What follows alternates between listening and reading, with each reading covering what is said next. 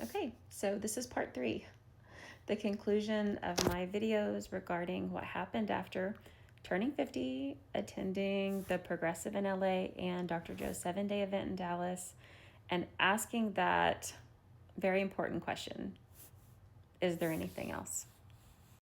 If you watch the other 2 videos, you know that I was the one sobbing on the floor in the last in the last meditation and the last coherence healing. I had a really powerful mystical experience. And after seeing that and living all of that, the one thing I knew was that, yes, there was definitely something else. And the something else is life. It's choosing something else. It's choosing me, and it's choosing a different path. And the whole reason I decided to do this update is because so many people have seen our videos on YouTube and are commenting about, our love story and true love. And yeah, the truth is that I will always love Scott. There will never be a part of me that doesn't love Scott. But I'm also going to choose a different path now. I stopped being a wife 7 years ago, and I became a caregiver, just a caregiver. And I will make sure that Scott is safe and he has medical care and he's taken care of for the rest of his life. I do love him, but I realized in that moment that I haven't been his wife and I'm not in love with him, and that's okay. It's okay to want more, to know that I deserve more, and that's everything. I will never have any regrets about the great lengths I went to save him. Because, he was only violent and crazy for those first 3 years, right? And so he's been much better ever since. And after his trip to Cancun last year, he hasn't had a seizure, and he is a little more aware about the days of the week and times and so forth. But he still spends, a good 22 hours a day in bed, and that's okay. I'm not going to try to force him to heal anymore. I spent so much time trying to get the version of him back before his brain injury.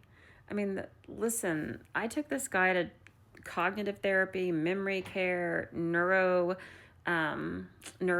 psychology appointments, to neurologists, to you name it. Like 4 to 5 days a week, this guy had appointments for the first, 4 years of his brain injury. And then I was still trying to save him. Anything I could come up with, I was throwing at him, including Dr. Joe events, because I just wanted him to be who he was before his brain injury. And that was really selfish because he gets to choose, right? He gets to choose, and he's choosing. And he doesn't want to be that person anymore. And so I had to let go. So I freed us. I freed him from my expectations of who he should be when and if he heals. And I freed myself from a lifetime of sacrifice trying to force or drag someone into healing. I set us both free. And that is powerful and beautiful.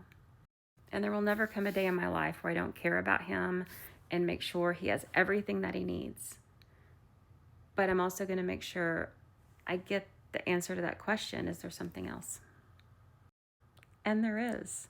I saw it in the ballroom in Dallas when I saw those lifetimes. I saw this amazing life for me.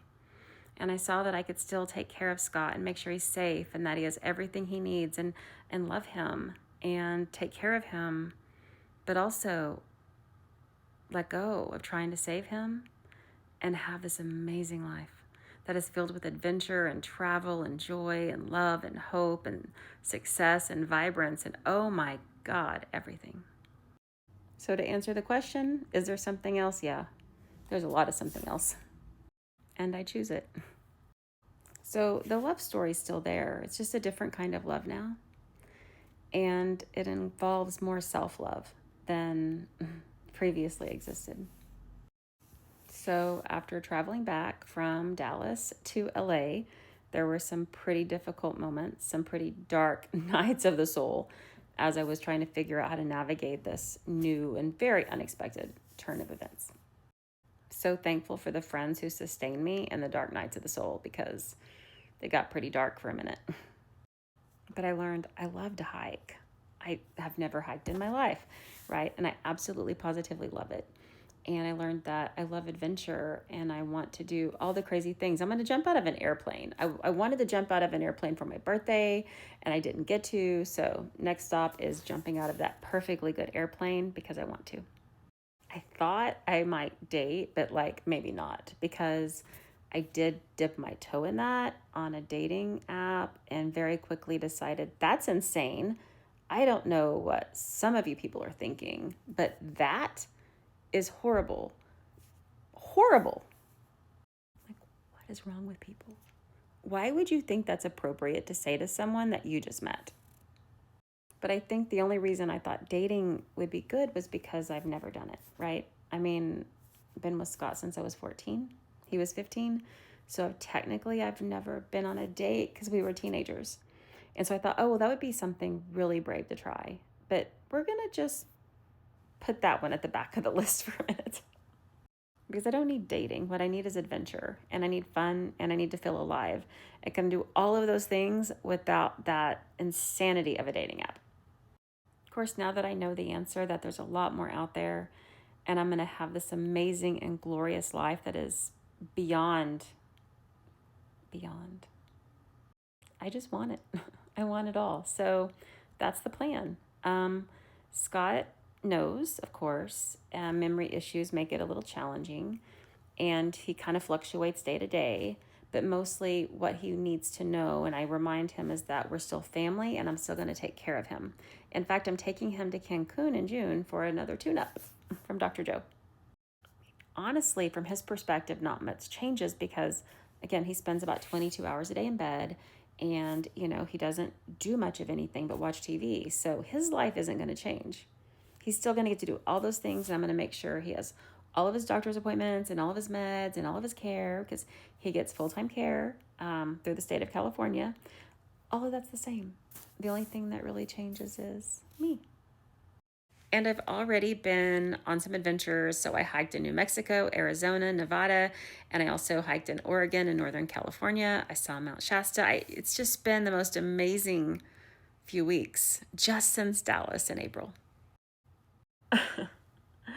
And the best part is, like, I am getting so much love and support from everyone. Everyone. Like, not one person has come at me and been like, how dare you, or that's wrong. Every single person has said, good for you. I'm glad you're doing this. I wished you would have done it before, or I'm just glad you're finally choosing to live. Even my kids, which is shocking, honestly. But even my kids are saying, like, it's time for you, Mom. It's time for you to, find something for you. One of my daughters is actually shipping me right now. That's what she calls it, shipping me with someone. I think that's adorable and cute. But I think the best idea is just to focus on me and adventures and joy and travel and hiking and all the things that I want to do while I build the nonprofit out, because I still feel a strong passion in that regard. But there you go. There's the update. So, it is still a love story, right? But the love story's changed a little bit. And now it's about me loving me and answering that question and finding happiness for me, because I'm going to choose me. So, like, there's this part of me, it's like, oh, I hate you, Dr. Joe, you blew up my life. Because I was content, to give up the rest of my life as a caregiver. But I do think this is a better option. So instead of saying, I hate you, Dr. Joe, I'll say, I love you. And thank you. Thank you. And thanks to my friends. That was pretty hard to navigate, but I did it at lightning speed. Because when you're touching infinity and time doesn't really exist, it's just really easy. It's really easy to transcend all of those things and find out where you're supposed to be and why. So, I'll see you in the quantum.